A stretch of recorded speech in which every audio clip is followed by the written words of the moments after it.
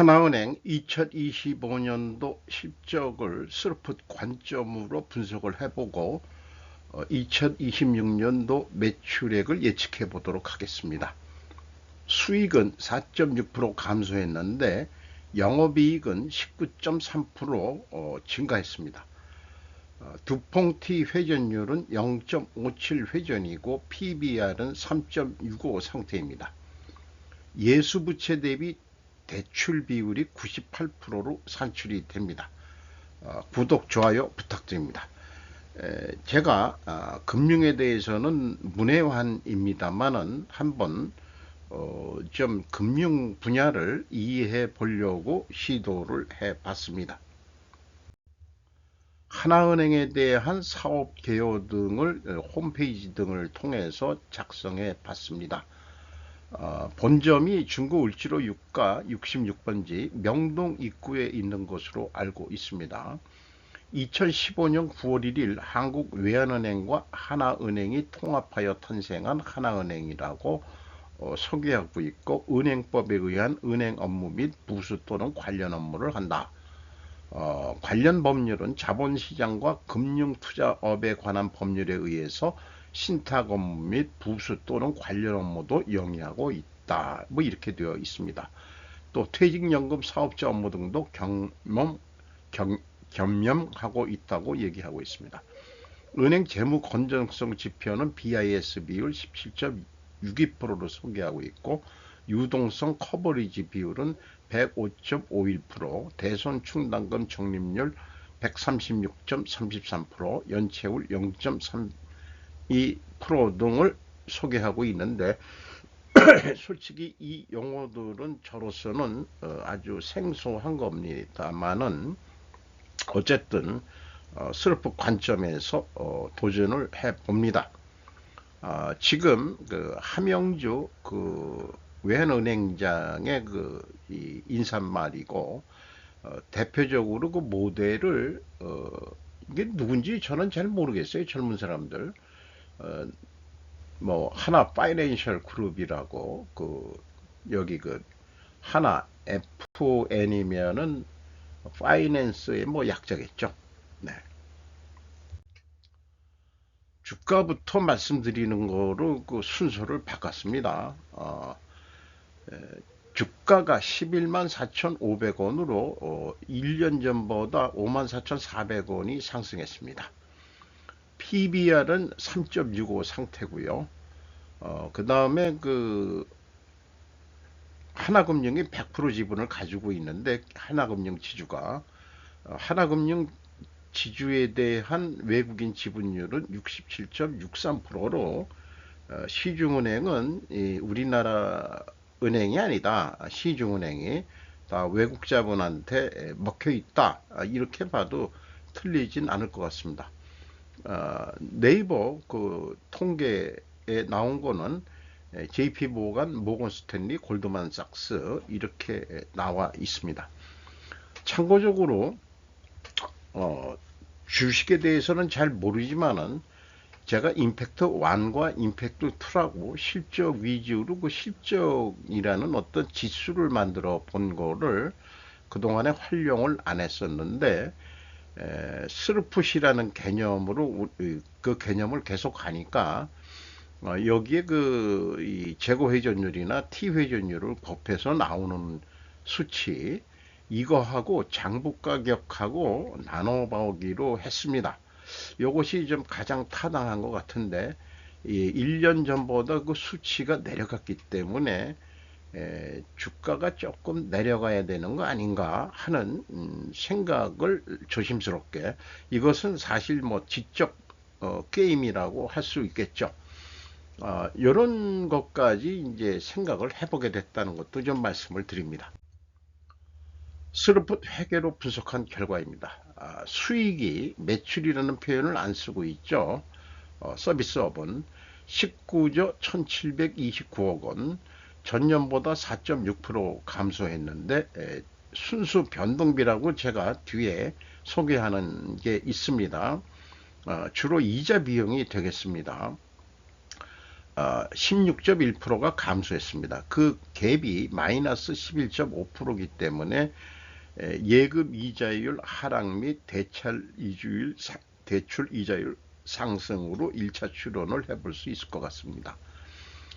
스루프율은 46.7%로 7.3% 상승했습니다. 운영 경비율은 이게 일반 관리비인데요. 4.2% 증가했습니다.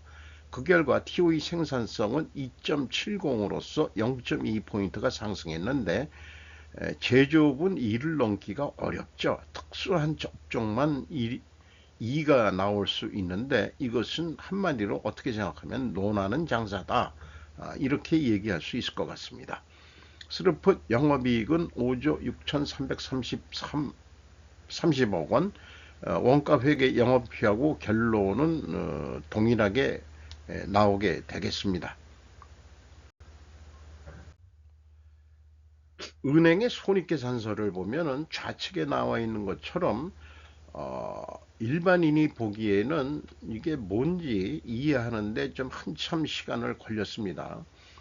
순이자 수익이라고 이자 수익도 그 두 가지를 다 표현해 놓았고 이자 비용도 있고 그렇습니다. 그 다음에 이제 순수수료 수익이라는 것도 있고 그 다음에 이제 이런 그 밑에 있는 것들은 다 기타 영업에 해당하는 것 같은데 그걸 다 끝내고 일반 관리비 한 데다가 거기다가 또 기타 영업수익 비용이란 것까지 넣는 개념이 그 다음에 영업이익이라는 개념을 세우고 있네요.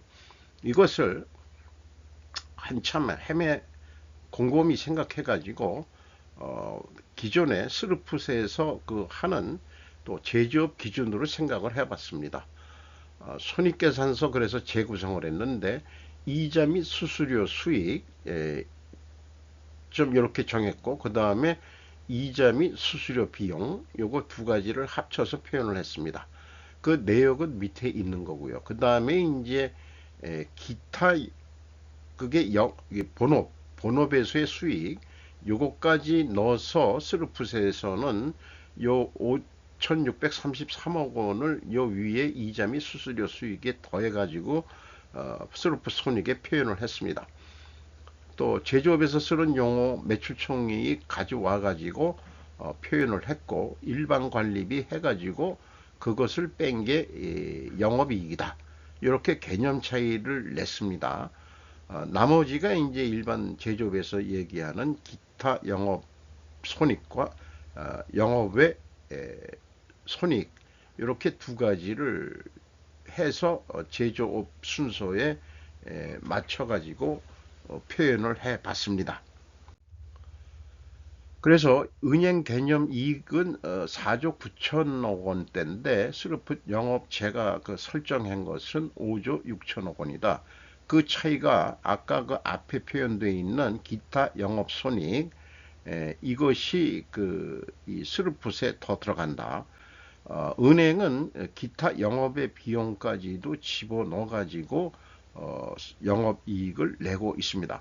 어찌 생각하면 모두가 돈놀이니까 다 영업이라고 볼 수 있겠죠. 재무상태표도 유동자산과 비유동자산을 비교하고 있지는 않습니다.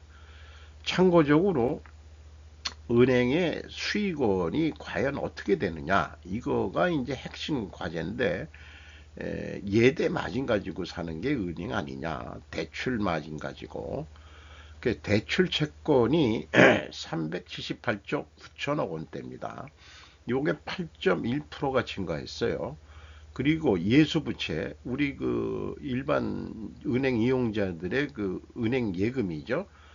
그게 386조 7천억 원, 4.4% 증가했습니다. 예수 부채 대 대출 비율이 2022년부터 따지면 91.9%에서 98%까지 지속적으로 증가해 왔습니다. 이렇게 많이 대출해줘도 좋은 건지 저는 잘 모르겠습니다만은 2025년도에는 전년보다 3.7%가 대출 비율이 증가했습니다. 그래서 앞에 나와 있는 대로 이자 수익과 이자 비용만 따진다면은 평균 대출이자를 계산해 봤는데 4.6%로 전년보다는 좀 내려갔고요. 평균 우리가 예금한 이익률은 2.6%, 그러니까 예대 차이가 2.1%로 됐는데 2024년보다는 0.1%가 내려갔습니다. 요 2% 마진으로 은행은 먹고 사는 것이다. 이 차이가 큰지 안 찬지는 잘 모르겠습니다만은 2023년 2.4%보다는 마진율은 줄어들었다, 이렇게 보면 될 것 같습니다. 고객 예금 저축 증가율보다 대출 증가율이 더 증가했으면은 예수부채가 이제 4.4%그 변동이 없죠. 그 증가한 게 4.4% 증가했는데 국민 경제 형편이 안 좋아졌다는 것을 의미할 것이라고 저는 생각합니다. 돈이 부족하니까 은행에서 대출을 하고 다른 시중은행도 유사하게 나올 것 같습니다만은 우리의 그 국책은행인 기업은행은 한번 기회가 있으면 또 도전을 해보도록 하겠습니다. 특히 대출 비율이 2023년 91%에서 98%로 크게 증가를 했습니다. 비용의 성격적 분류 내용인데요. 이런 항목은 없습니다만은 이 틀에다가 지금 정리를 해봤습니다. 손익계산서의 비용 부분이 되겠죠. 이자 비용과 수수료 비용이 그 순수 변동비라고 볼 수 있겠습니다. 10조 2256억 원이 그 매출 수익에 그 변동하는 그 지급이자 쪽이고 수수료다. 그 다음에 일반 관리비다. 이렇게 되겠습니다. 그것이 합한 금액이 13조 5399억 원 이렇게 되겠습니다. 그래서 뭐 똑같은 내용이 되는 거죠. 이렇게 좀 식별을 해 봤습니다. 일반 관리비에서 인건비가 1조 6,408억 원이 집행이 됐는데 3.1%가 증가했습니다. 일반 관리비 대비 그 인건비 비율이 49.5%니까 거의 반이 다 인건비다. 은행은 쓰는 비용의 대부분이 그 인건비다, 이렇게 보면 될 것 같습니다. 직원 수는 11,837명으로서 55명이 감소됐는데 인당 평균 임금은 1억 3,860만 원, 3.6% 증가가 상승이 됐습니다. 퇴직급여를 참고적으로 해봤습니다. 15.8%, 이건 실제 대금이 안 나가지만 임금 계산할 때, 연봉 계산할 때는 집어넣기도 하지만 저는 퇴직급여는 빼고 계산을 하고 있습니다. 실제 수령액이 얼마냐? 해고급여도 있네요. 55명이 나갔는데 1085억이나 나갔습니다. 상당히 55명이 1085억을 가져갔다. 꽤 많은 돈으로 가져간 것 같네요. 어쨌든 상시 고용 직원의 존재는 어떤 기업이든 리스크 관리 전략의 핵심 요소라는 개념을 소개하는 그런 내용을 좀 템플릿식으로 정리해 봤습니다. 상시 고용 직원은 인적 자원이라고 저는 인식을 하고, 복잡성과 변동성의 증가 해결책은 제약이론 경영으로 무장을 해야 된다고 강력히 믿고 있는 사람 중에 하나입니다. 경영평가지표로서 재고 회전율이 아니고 서비스업은 듀퐁 T 회전율을 제가 적용했습니다. 0.57로 5.9% 하락했고요. 스루픈율은 7.33%가 상승했습니다. TOE 생산성도 역시 상승을 했습니다. 투하자본 이익률 6%로 0.3% 상승했고, 총 자산 회전율은 0.04, 은행의 어떤 그 특징이라고 볼 수 있겠죠. 영업 구매 평가 지표라고 되어 있는 것을 좀 여기다가 적용을 해 봤습니다. 현금 법표율은 246.4%나 높게 가지고 있습니다. 은행이니까 현금성 자산을 꽤 가지고 있어야 되겠죠. 대출 채권 회수율, 대출을 많이 회수 안 하고 이자를 계속 받는 게 좋겠죠. 0.05. 그 다음에 예수부채 회전율, 사람들이 돈을 갚는 거 0.03 회전. 요게 그 대출이 더 많다는 뜻은 아까 얘기한 대로 저기 그 대출 비율이 98%로 많이 올라간 거하고도 비교가 될 것 같습니다. 두펑 ROA 자본 회수율은 16.7%, T 회전율은 앞에 인용한 요게 되겠습니다. 자본 회수율이 올라갔는데요, 2%. 요거를 검증하는 방법을 두펑에서 만들어낸 것이죠. P를 영업이익률이라고 그러고, 그 다음에 T 회전율로 해서 이걸 곱해가지고 검증을 하는 방식입니다.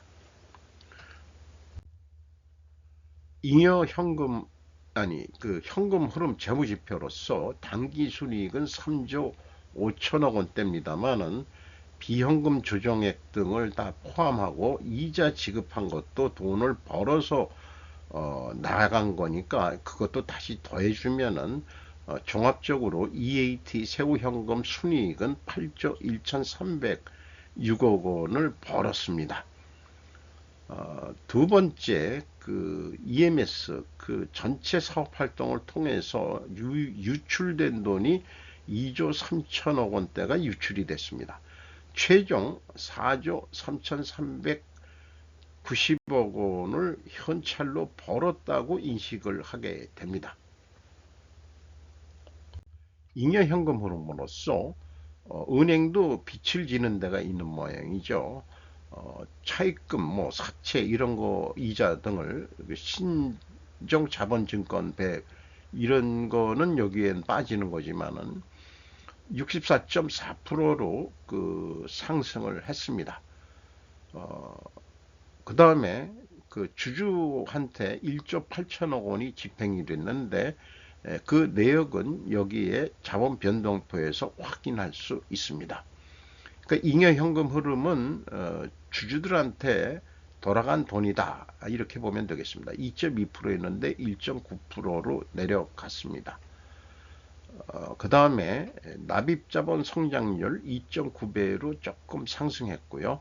그 다음에 이익잉여금률도 198.6%로 전년보다 상승을 했습니다. 2025년 실적을 가지고 2026년을 예측해 보도록 하겠습니다. 실적은 95.4%였습니다. 매출액이. 운영경비 일반 관리비 기준으로 해서 4.2%가 증가했었는데 올해는 5% 증가할 거다. 인플레도 있고 물가도 오르고 등등 또 인건비도 올려주고 해야 되니까 그리고 영업이익이 19.3% 증가했는데 너무 많이 먹는 거 아니냐, 15%만 하자 이렇게 해가지고 스르픈율로 나누면은 올해 매출액은 21조 3,386억 원. 나중에 결산이 되면 얼마가 나올지 저도 매우 흥미가 궁금하네요.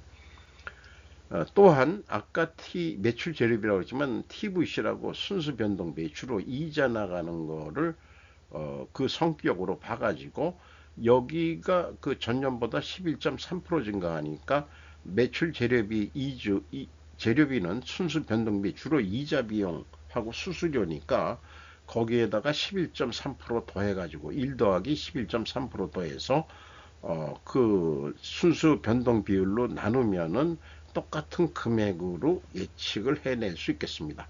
참 쉽죠? 실행계획 하나의 대출 상품이라고 해보죠. 비유를 한다면은 2,130만 원을 제가 대출을 해주기로 했다. 그러면 남는 게 현재로서는 한 640만 원 남는다. 이렇게 좀 봐집니다. 그래서 조금 더 돈을 벌자 0.57 회전이었는데 0.6 회전 5.3% 노력하면은 어, 대출액을 한 2246만 2800원 더 늘려주고, 그 다음에 은행에서도 경비가 조금 들어가더라도 남는 거는 더 올라간다. 뭐 이렇게 순리적으로 그렇게 한번 예측해 볼 수 있겠습니다. 자, 마지막으로 로스차일드 글로벌 금융 세력이 ESG를 얘기하고, 개나 소나 요즘 다 그 홈페이지 들어가면은 ESG 한다고 했는데, 지금 여기에서 나와 있는데 그린워싱이 남용이 되고 있다. 로스차일드 여사가 지적하는 거는, 그러니까 쓰레기통에 버리고 새 용어를 찾자. 그래서 제가 제안하는 게, 자, ESG 나중에 하고 우선은 원가 회계부터, 당신네들은 원가 회계를 하지 않지 않느냐. 금융 특유의 그 손익을 계산하고 있는데 제조업한테 원가 회계를 버리는 기업부터 대출을 해줄 거예요라고 이 로스차일드 여사가 말만 해주면은 세상은 지금보다 확 급변할 것으로 저는 믿어 의심치 않습니다. 오늘도 좋은 하루 되시기 바라고요. 원가 회계를 밀어내자는 게 제 메시지입니다. 이상 마치도록 하겠습니다.